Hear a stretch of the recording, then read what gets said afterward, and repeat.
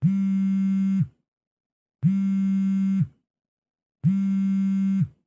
জন্য কিছু অনুভূতি জাগ্রত হয়েছে।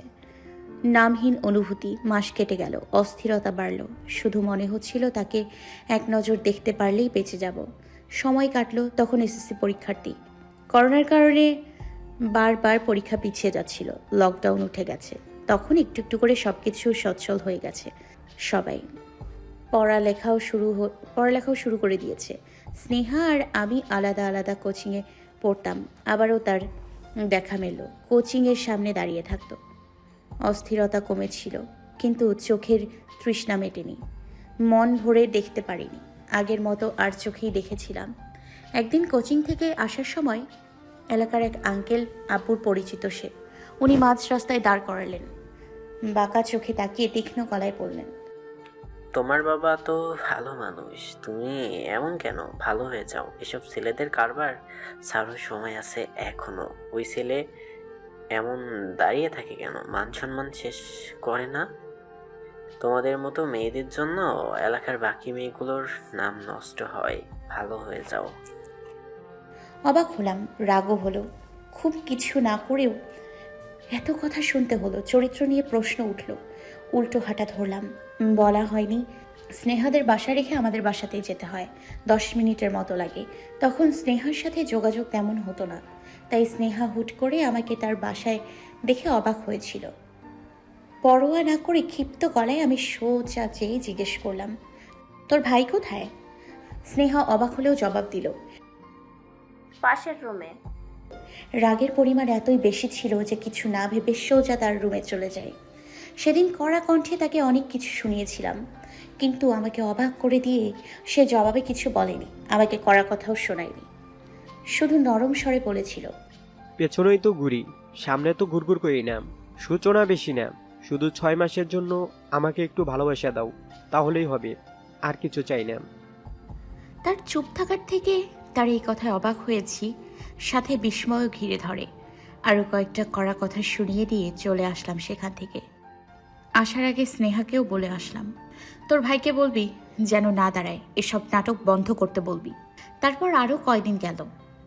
একদিন স্নেহা আর আমি মিলে প্ল্যান করলাম শাড়ি পরবো একসাথে।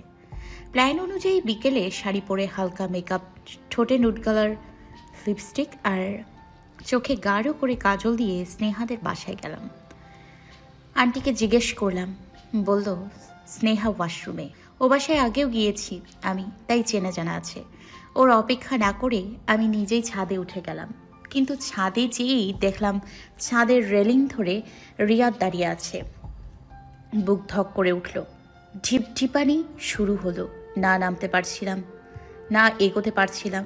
যেন অসাড় হয়ে গিয়েছিল সারা শরীর। মনে প্রাণে দোয়াও করছিলাম যেন সে টের না পায়, পেছনে না ফিরে বা স্নেহা এসে পড়ে। কিন্তু আসলো না। সে পেছনে ঘুরল, নজরে পড়লাম আমি। অপলক তাকিয়ে রইল কতক্ষণ, তারপর এগিয়ে আসলো। তার এগোনো দেখে ভয় ঢুকে গেল মনে। সে থামল যথা দূরত্ব রেখে। ট্রাউজার আর দৃষ্টি নত ছিল আমার, কিন্তু বুঝতে পারলাম তখনও তার দৃষ্টি আমার মুখশ্রীতে বিচরণ করছে। শাড়ির আঁচল নিয়ে নাড়াচাড়া করছিলাম। হঠাৎ তার স্বর কানে এলো, শাড়িতে অপরূপা নারী তুমি। তোমার চোখ জোড়া, চোখে কাজল দেওয়া সবচেয়ে সুন্দর মেয়ে তুমি। কি সুন্দর মনোমুগ্ধকর কণ্ঠ! তার ওই কথাগুলো মন কেড়েছিল। ছোট্ট মনে ভালো লাগা সৃষ্টি হয়েছিল আরেক দফা। সে ততক্ষণে ছাদ থেকে চলে গেছে। স্নেহার সাথে টুকটাক কথা বলে সেদিন চলে এসেছিলাম। আরও কিছুদিন কাটলো, ততদিনে তাকে ভালো লাগা শুরু হয়েছে। এমনই একদিন কোচিং থেকে ফিরছিলাম, হঠাৎ করে সে কোথা থেকে যেন এসে পাশে দাঁড়ালো। আবার চমকে গিয়েছিলাম। পাশে দাঁড়িয়ে কানের সামনে মুখ এনে বলল, আর কতদিন পেছন পেছন ঘুরবো? এবার তো পাশে দাঁড়ানোর অধিকার দাও। যেমন চমকে দিয়ে এসছিল তেমনই চমকে দিয়ে চলে গেল কিছু বুঝে ওঠার আগেই। তার এমন ছোট্ট ছোট্ট কাণ্ডে ভালো লাগা বাড়তে লাগলো। বুঝতে পারলাম ভালো লাগা ছাড়াও কিছু অন্যরকম অনুভূতিও আছে। এসএসসি পরীক্ষা শেষ হলো, রেজাল্ট বের হলো। খুব ইচ্ছে ছিল ভালো একটা কলেজে ভর্তি হব, কিন্তু সেবার প্রথম আব্বু আমার ইচ্ছের বিরুদ্ধে কিছু করলো। আমাকে জিজ্ঞেস না করেই আমাদের এলাকার একটা কলেজে ভর্তি করিয়ে দিল। খুব রাগ হয়েছিল, কিন্তু মেনে নিলাম। আব্বু করিয়েছেন যেহেতু নিশ্চয়ই কোনো কারণ আছে। কলেজে ক্লাস শুরু হয়নি তখনও।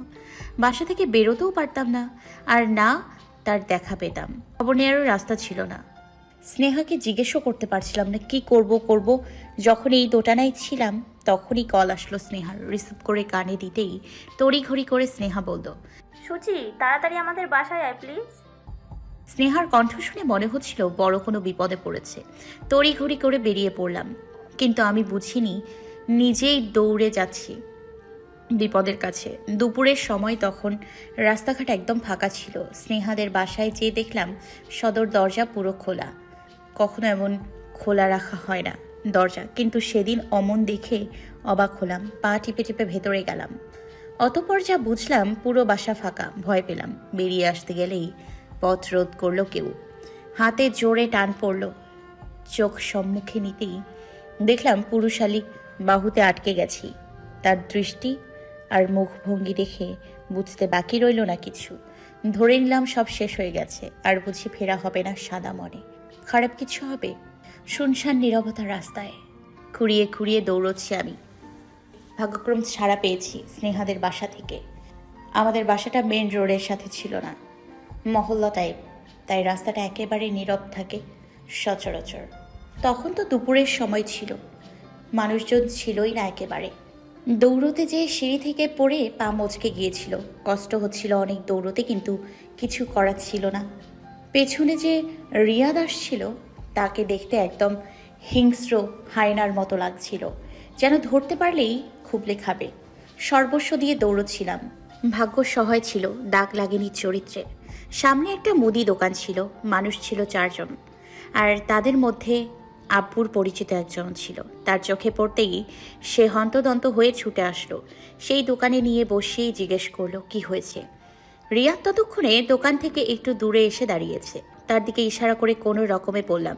সে আমার পিছু নিয়েছে। রিয়াদ বুঝে গিয়েছে, উল্টো পথ ধরল। বাকি যে 2 জন ছিল তারা রিয়াদকে তাড়া করলেও পায়নি। সেদিন মালিক আঙ্কেল রিক্সা করে নিজের সাথে করে বাসায় দিয়ে এসছিল। নিজেকে ভাগ্যবতী মনে হচ্ছিল, কত বড় বিপদ থেকে ফিরে এসছি। বাসায় আসার পর আম্মু বারবার জিজ্ঞেস করছিল, কিন্তু এখনো বলিনি সত্যিটা। সোজা ওয়াশরুমে ঢুকে শাওয়ার নিয়েছি। ধস্তাধস্তিতে শরীরে বেশ কয়েক জায়গায় আঁচড় লেগেছে। ভাবছিলাম যদি তার ছোঁয়াগুলো মুছে ফেলতে পারতাম।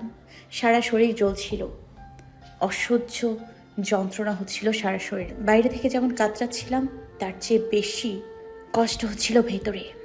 তবু আম্মুকে বলতে পারিনি, বলিনি। বেঁচে গেলেও আমার আফসোস ছিল, আছে আর থাকবে।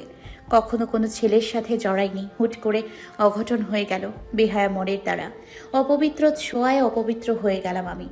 আমার বরের আগে কেউ ছুঁয়ে দিল আমায়। সেদিনের ঘটনার পর টানা 1 মাস ঘরবন্দি ছিলাম। প্রথম বাসা থেকে বেরোনো বন্ধ করেছি, তারপর রুম থেকে বেরোনো বন্ধ হলো। স্নেহার সাথে কথা হয়নি, সে যোগাযোগ করেনি, আমার করারও অপশন ছিল না। ইচ্ছেও হয়নি। ঘৃণা জমেছে তার প্রতি তীব্র। কিন্তু এইচএসসির শেষ পরীক্ষায় দেখা হয়েছিল তার সাথে। আবারও অতীত মনে পড়ল। আগের দিন কল করেছিল, নাম্বার কোথায় পেয়েছিল জানি না, বারবার মাফ চাইছিল। তাই মন থেকে করিনি, অবশ্য মন থেকে আসেওনি, কারণ মন থেকে তার জন্য ঘৃণা কমেনি, কখনো কমবেও না। কিন্তু তার সাথে যোগাযোগ করাটাও আরেকটা ভুল ছিল। কিছুক্ষণ থামল সূচনা। তার মাথাটা এখনো নিচের বুকে চেপে রেখেছে প্রণয়। সূচনা যে অনবরত কান্না করে যাচ্ছে তাও বুঝতে পারছে প্রণয়, কিন্তু প্রণয় নিজের অনুভূতির সম্পর্কে অবগত না। নিজেও বুঝতে পারছে না তার এখন কেমন লাগছে। কিন্তু সূচনাকে নিজ বাহুডোরে আবদ্ধ করে রেখেছে শক্ত করে। সূচনা প্রণয়ের বুক থেকে মাথা উঠাতে চাইলে ও পারল না। প্রণয় আবারও বুকে চেপে ধরল। সূচনা নাক টানতে টানতে আবারও বলল, বিকেলে তাকে দেখেছিলাম, ভেবেছিলাম সে দেখবে না আমায়, কিন্তু যা হওয়ার তাই হলো, সে দেখে ফেলেছে। আর একটু আগে কল করেছিল সে। আমার নাম্বার স্নেহা দিয়েছে তাকে, সেটা নিশ্চিত আমি। প্রণয় চমকালো নাকি কে জানে, কিন্তু শান্ত গলায় জিজ্ঞেস করলো, কল দিয়ে কি বলেছে?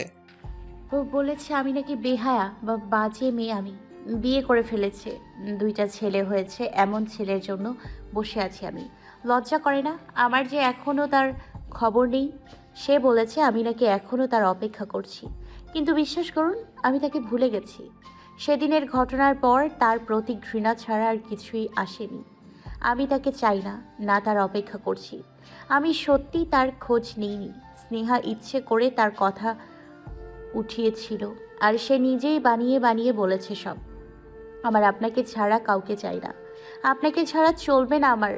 আমার আপনাকেই লাগবে, মানে লাগবেই আপনাকে। আপনি ছেড়ে দেবেন না তো আমায়? এবার মরে যাব। হুশ, কি বললে? আবার বলো তো। ছেড়ে দেবেন না তো? প্রণয় ধমকের স্বরে বলল। আরেকদিন আবার এই কথা বললে ছেড়ে দিব নিশ্চিত, আর বলবে? না, গুড। আপনি ভুল বুঝছেন আমাকে। চলো ফ্রেশ হবে। কথা ঘোরাচ্ছেন কেন? কোনো কথাই ঘোরাচ্ছি না, চলো আগে ফ্রেশ করিয়ে দেই। প্রণয়। চুপ। প্রণয় আবারও স্বগক্তি থমকে উঠল। সূচনা কেঁপে উঠল। আবারও অভিমান হলো। কিছু বলল না আর। গুটি গুটি পায়ে প্রণয়ের সাথে এগিয়ে গেল ওয়াশরুমের দিকে। প্রণয় নিজেই চোখে মুখে পানি দিয়ে রুমে নিয়ে আসলো। সূচনা চুপচাপ বসে রইল বিছানায়। প্রণয় রুম থেকে বেরিয়েছে। মিনিট খানেক পর হাতে খাবারের প্লেট নিয়ে আসলো। নিজের হাতে খাইয়ে দিয়েছে প্রণয়। সূচনা কিচ্ছুটি বলেনি, চুপচাপ শেষ করেছে সবটা। প্রণয় বলার আগেই নিজের থেকে চেয়ে শুয়ে পড়েছে সূচনা। প্রণয় সূচনার গায়ে কমফোর্টারটা টেনে দিতে গিয়েছিল। সূচনা তার আগেই টেনে আপাত মস্তক ঢেকে নিয়েছে। প্রণয় আর কিছু বলল না, রুম থেকে বেরিয়ে গেল। মিহু। হ্যাঁ ভাইয়া বলো। প্রণয় লম্বা শ্বাস নিল, তারপর বলল, সূচনাকে কবে থেকে জানিস তুই? হঠাৎ এই প্রশ্ন? কিছু না, বল। আচ্ছা, কলেজের শুরু থেকেই। ওর সম্পর্কে সব জানিস?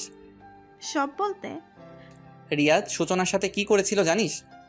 মিহু অবাক হলো, চকিতে তাকালো প্রণয়ের দিক, বলল, তার মানে সূচি বলে দিয়েছে সব? হুম। আমি আগেই বলেছিলাম বলে দিতে। যাক, বলে যেহেতু দিয়েছে ভালোই করেছে। তুই আমাকে পুরো সত্যিটা জানাসনি আগে, শুধু বলেছিলি ও রিয়াদ নামে কোনো ছেলেকে ভালোবাসতো, কিন্তু রিয়াদ কি করেছে তার সাথে তা বলিসনি। কারণ আমি চেয়েছিলাম তোমার আর সূচির মধ্যে এমন একটা সম্পর্ক হোক যেটা সূচির নিজেই তোমাকে সবটা বলতে পারে। আগে বললে কি হতো মিহু? মিহু কপাল কুঁচকালো, জিজ্ঞেস করলো, কেন? আগে জানলে কি হতো? প্রণয় জবাব না দিতেই মিহু পুনরায় জিজ্ঞেস করলো, তোমার স্ত্রীকে তোমার আগে কেউ ছুঁয়েছে? তোমার আগেও অন্য কেউ তার মন ছুঁয়েছে, অন্য কারো প্রতি অনুভব জন্মেছে, সেগুলো জেনে কি তোমার আফসোস হচ্ছে ভাইয়া? প্রণয় সচকিত হয়ে তাকালো মিহুর দিকে, গম্ভীর কণ্ঠে বলল, পরে কথা বলছি, তন্ময়কে কল দিতে বলিস। কথাটুকু বলেই কল কেটে দিল প্রণয়। রাগে শরীর জ্বলছে তার। মাথার চুলগুলো দুহাতে খামচে ধরল প্রণয়। সে ভুল করেও তো ভাবেনি তার স্ত্রীর সাথে এমন কিছু হয়েছে। সূচনার সাথে এমন হতে হলো কেন? ছাদের রেলিংয়ের হাতল এক হাত দিয়ে শক্ত করে ধরে রেখেছে প্রণয়। দৃষ্টি অন্ধকারাচ্ছন্ন আকাশপানে, দেখা যাচ্ছে না তেমন কিছুই। কুয়াশা যে প্রচুর। ফোনের আওয়াজে ধ্যান ভঙ্গ হলো প্রণয়ের। পকেট থেকে ফোন বের করে রিসিভ করলো প্রণয়। তন্ময় কল দিয়েছে। ফোন কানে নিতেই শোনা গেল তার ব্যস্ত কণ্ঠ। ভাই, মিহুজা বলল সেসব সত্যি? ভাই, ওই নাম্বারটা রিহান আদনান নামে রেজিস্ট্রেশন করা হলেও ওটা রিয়াদ ব্যবহার করে, আর এটাই সেই রিয়াদ। মিহু বলেছে রিয়াদের কথা শুনে ছবি দেখতে চেয়েছিল সে, আরও নিশ্চিন্ত করেছে এটা রিয়াদ, আরও আনান সিদ্দিকীর ভাগ্নে, দুজনে একই শত্রু। হ্যাঁ। কি করবে এখন? জানি না, আমার মাথা কাজ করছে না, অসহ্য লাগছে সব। রিল্যাক্স ভাই। রাখছি। আচ্ছা, মাথা ঠান্ডা করো। কল কেটে দিল প্রণয়। ছাদে দাঁড়ালো না আর, দ্রুত পায়ে ত্যাগ করলো ছাদ। সবাই ঘুমিয়ে পড়েছে। প্রণয় পা টিপে টিপে রুমে আসলো। সূচনা যেভাবে শুয়েছিল সেভাবেই শুয়ে আছে। প্রণয় ধূপধাপ পা ফেলে সূচনার পাশে যেয়ে দাঁড়ালো, টেনে উঠালো তাকে। সূচনা চমকে গিয়েছে একদম, চোখজোড়া অবাধ্য অশ্রুতে সিক্ত তার। প্রণয় যা ভেবেছিল সূচনা কাঁদছিল, চোখ মুখ শক্ত করে দাঁড়িয়ে আছে। সূচনা এক পলক তাকিয়ে চোখ ফিরিয়ে নিল। এমন ব্যবহার কেন করছে প্রণয়? অভিমানের চেয়ে বেশি বুক ভার হয়ে গেল তার। প্রণয় কি ভুল বুঝছে তাকে? আধারি নিস্তব্ধ রাত, কুয়াশার আবরণে নিয়নবাতির সাদাটে আলো অস্পষ্ট করেছে চারিধার। ঘোলাটে চোখে সেই অস্পষ্ট শূন্য রাস্তায় দৃষ্টি সূচনার। এক আকাশসম ভাবনা নিয়ে সে বন্দি কারো বাহুডোরে, প্রণয়ের বাহুডোরে। মাঝে হেঁচকে উঠছে তার, গুনগুনিয়ে কান্নারও আওয়াজ শোনা যাচ্ছে। দাঁতে দাঁত চেপে কান্না করছে সে। অপর দিকে তাকে বাহুডোরে আবদ্ধ করে রাখা প্রণয়ের কোনো মাথা ব্যথা নেই। সে নিজের মতো বসে আছে জড়িয়ে ধরে। ব্যালকনিতে থাকা হলুদ কাদা ফুলগুলো চলচল করছে, যেন নিজের হলদেটে রং চোখে আঙ্গুল দিয়ে দেখিয়ে দিচ্ছে। নীরবতার অবসান ঘটল। প্রণয় স্বস্তির নিঃশ্বাস নিয়ে বলল, মাথা ঠান্ডা হয়েছে এখন মনো। জানতাম না তোমায় জড়িয়ে ধরলে এত শান্তি পাওয়া যায়। জানলে এতক্ষণ অমন ফ্রাস্ট্রেটেড হয়ে থাকতে হতো না। সূচনা অভিমানী কণ্ঠে বলল, আপনি আপনার শাস্তি পেয়ে গেছেন, কিন্তু একবারও আমার কথা ভাবলেন না। কিছু না বলে চলে গেলেন। জিজ্ঞেস করলাম কতবার, একটা বারও জবাব দিলেন না। চলে গেলেন একা রেখে। আর এখন আসছেন বলতে আমি আপনার শান্তি। শুনতে কেমন যেন লাগছে। প্রণয় এক হাত সূচনার পেটে রেখে আর এক হাত দিয়ে সূচনার বাহু চেপে ধরে আরেকটু ভালো করে মিশিয়ে নিল নিজের সাথে। সূচনার পিঠের কাছ থেকে চুলগুলো সরিয়ে থুতনি রাখলো কাঁধে। মৃদু কম্পিত হলো সূচনার কায়া। সূচনার কাঁধে ঠোঁট বুলাতে লাগলো। প্রণয় থেমে থেমে বলল, তুমি তোমার অভিমান হবে আমার উপর। আমি ভাঙাবো অভিমান। তুমি কান্না করবে, হাসবে, রাখবে, সব আমার জন্য। তোমার সব কিছু আমার যখন সময় হবে তখন অভিমান ভাঙাবো, যখন তখন কাঁদাবো, আবার হাসাবো। কিন্তু অন্য কারোর জন্য যদি তুমি কান্না করো বা রাগ করে বসে থাকো, তাহলে I am telling you, I will kill him. এই কথাগুলো যেন আমার আর কোনোদিন রিপিট না করতে হয়, তার খেয়াল রাখার দায়িত্ব তোমার। সূচনা হতাশ স্বরে বলল, আপনি সত্যি অদ্ভুত। এমন করছেন কেন? কি করেছি? কিছু না। তুমি ভেবেছিলে আমি ভুল বুঝেছি তোমাকে? হুম, তুমি এত বোকা কেন বলতে পারো? জানি না, কিন্তু এক মুহূর্তের জন্য মনে হয়েছিল শেষ হয়ে যাবে সব। বোকা মেয়ে। হুম। আবারও নীরবতায় কাটলো কয়েক পল। সূচনা হঠাৎ ডেকে উঠল। প্রণয়। প্রণয় সহসা জবাব দিল। বলো। মৃদু হাসল সূচনা, বলল, আপনাকে না বদ্ধ পাগল প্রেমিকদের মতো লাগছে একদম। সূচনার কথায় প্রণয়ও হাসল, মিহিস্বরে শুধালো, যাক, প্রেমিক হতে পেরেছি আমি। আমার বউয়ের নাকি আবার খুব শখ ছিল প্রেম করলে বরের সাথেই করবে। প্রেম করে যদি প্রেমিকই না হতে পারি, তাহলে কিসের প্রেমিক? সূচনা আবারও হাসল। লজ্জাও লাগলো, চারদরুন দৃষ্টি নত হলো তার। তা দেখে প্রণয় দুষ্টু স্বরে বলল, প্রণয় যদি প্রেমিক হয়, প্রণয় তাহলে তার বিবাহিতা প্রেমিকা? বাহ, বিবাহিতা প্রেমিকা মানে তুমি একান্ত তোমার প্রেমিকের, মানে আমার। সূচনা আবারও লাজ রাঙা হলে প্রণয় মৃদু কণ্ঠে জিজ্ঞেস করল, লজ্জা পাচ্ছ লাজুকলতা? সূচনা নিচু হতে নিচু গলায় বলল। একটু একটু। প্রণয় আবারও দুষ্টু হেসে বলল, চলো আরেকটু লজ্জা দেই। কিভাবে? এভাবে।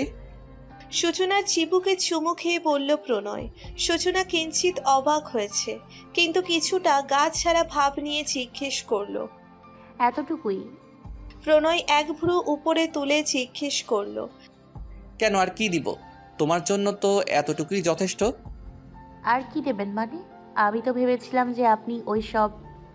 কি ভেবেছিলে? ওইসব মানে কোনো সব? Wait, you mean to say? আরে আগে বলবে না? চলো চলো। আরে আমি তো মজা করছিলাম, এমনি বলেছিলাম। না না, শোনো, তোমার পছন্দের লেখকের একটা উক্তি আছে, রূপবতী নারীদের অনুরোধ প্রত্যাখ্যান করতে নেই, প্রত্যাখ্যান করলে অভিশাপ লাগে। রূপের অভিশাপ, রূপ তখন ধরা দেয় না, রূপের অভিশাপে পড়া ভয়াবহ ব্যাপার, বুঝেছো? সূচনা চিবিয়ে চিবিয়ে বলল, আমি রূপবতী না, আর না আমি অনুরোধ করেছি কোনো, শুধু মজা করেছিলাম একটুখানি, তাই চুপ করুন তো। আমি অভিশাপ লাগাতে চাই না, তাই। তাই? চোখ মারল প্রণয়। সূচনা বুঝে গেল যা বোঝার। নিজের পায়ে কোড়াল মারা কেউ তার থেকেই শিখুক। সব চলছে নিচু গতিতে। এর মধ্যে কেটে গেছে প্রায় একদিন। আজ 29শে ডিসেম্বর, কাল 30শে ডিসেম্বর, মানে প্রণয়ের জন্মদিন। সবকিছুর মধ্যেও সূচনার মনে আছে রাত 10:30 বাজে এখন। 12টায় উইশ করবে বলে ঠিক করেছে সূচনা। বহু কষ্টে সূচনা নিচু হাতে একটা কেক বানিয়েছে প্রণয়ের জন্য। চকোলেট কেক তিথির কাছ থেকে জেনেছে চকোলেট কেক প্রণয়ের পছন্দ। মিসেস আফিয়াকে যখন বলেছিল তিনি রাজি হননি, সূচনা অনেক কাঠখড় পুড়িয়ে রাজি করিয়েছে তাকে। এরা বাসায় না, সে জানে না এসব। 2 দিন আগেই দিনাদের বাসায় নিয়ে গেছে দিনা। জাওয়াদের আম্মু আব্বু কোনো কারণবশত গ্রামে গিয়েছেন, আর জাওয়াদও অফিস থেকে ফিরতে ফিরতে প্রায় রাত 9টা বাজে। তাই দিনা ইরাকে নিয়ে গেছে নিজের কাছে। তিথি বাইরে অপেক্ষা করছে। সূচনা শুয়ে পড়েছে, কিন্তু প্রণয় ফোন গোতাচ্ছে তার পাশে বসে। সূচনা একটু পরপর সময় দেখছে ফোনে। তিথিকে মেসেজও তো করতে হবে। দরজা ফিরিয়ে রেখেছে, লক করেনি তিথি আসবে বলে। সময় কাটছে, 1 ঘন্টা 1.5 ঘন্টা। প্রণয় শুয়ে পড়েছে। সূচনা নিঃশব্দে উঠে বসলো, পা টিপে টিপে দরজার কাছে আসলো। 12টা বাজতে আর 2 মিনিট বাকি। শব্দহীনভাবে ভেড়ানো দরজা খুলে দিল। তিথি হাতে কেক নিয়ে ধীর পায়ে রুমে প্রবেশ করলো। কেকটা টি টেবিলে রেখে দুজন আস্তে আস্তে প্রণয়ের পাশে যেয়ে দাঁড়ালো। সূচনা ভয় পাচ্ছে প্রচুর, কিন্তু তবুও পিছু হাঁটছে না। তিথিও ভয় পাচ্ছে একটু একটু। ইতিমধ্যেই মিসেস আফিয়াও এসেছেন রুমে। অবশেষে সেই সময় ঘনিয়ে আসলো। 12টা বাজতেই দুজন গলা উঁচু করে বলল,